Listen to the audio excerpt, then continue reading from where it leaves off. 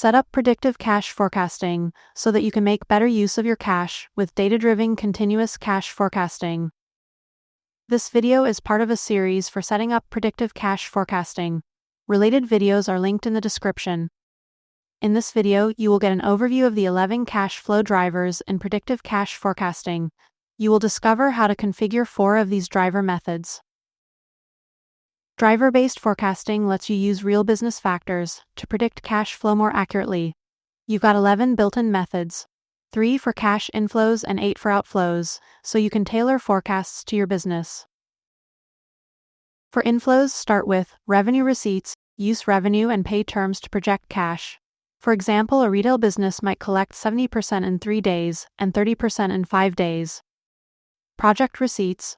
Base cash inflows on the project's milestones and payment terms. Ideal for contract-based work like IT services.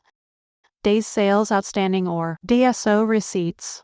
Forecast inflows based on the average days sales outstanding when payment terms vary a lot. Now for outflows. Expense payments. Predict cash outgo based on operating expenses like travel or utilities and their pay terms. Fixed asset payments. Use asset purchase data and pay terms that could come from the planning capital module or other source. Recurring payments. Model regular expenses like rent or leases that repeat monthly or annually. Salary payments. Forecast based on payroll timing and structure. Monthly, weekly, or bi-monthly. With inputs terms that could come from the planning workforce module or payroll systems. Project payments. Handle cash out for materials or labor tied to the project milestones. Direct and indirect tax payments. Model direct taxes like income tax and indirect taxes like GST using due dates, pay terms, and liability data. Days payables outstanding or DPO payments. Base forecasts on average days you take to pay suppliers. Great when terms aren't fixed. Let's take a closer look on how to configure 4 of these drivers in the PCF application. Let's start with revenue receipts. Here you can model cash inflows from sales by setting pay terms. Note that this example is for weekly periods. For example, 80% of retail revenue may arrive the same week and 20% the next week. You can change the pay terms to 70% for same period, 20% for next period, and remaining 10% for the following period. On save, the system calculates inflows automatically. Next is a cash outflow driver, project payments.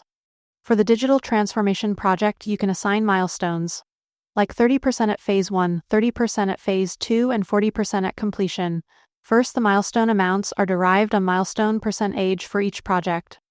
Here week 10 corresponds to the date the 3rd of March and has the first milestone amount calculated for the assumption for digital transformation project.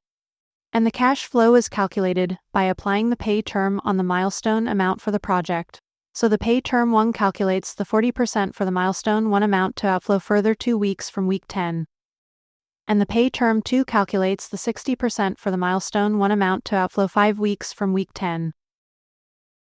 For salary payments, here you can see 3 components. First, the salary payments main component, where the annual salary gets equally split into 24 biweekly outflows for 12 months.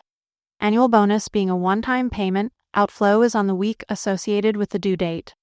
And for the third variable component, the outflows are semi-monthly and in the corresponding week. Notice the graphical cash flow projections show these 3 components in different colors.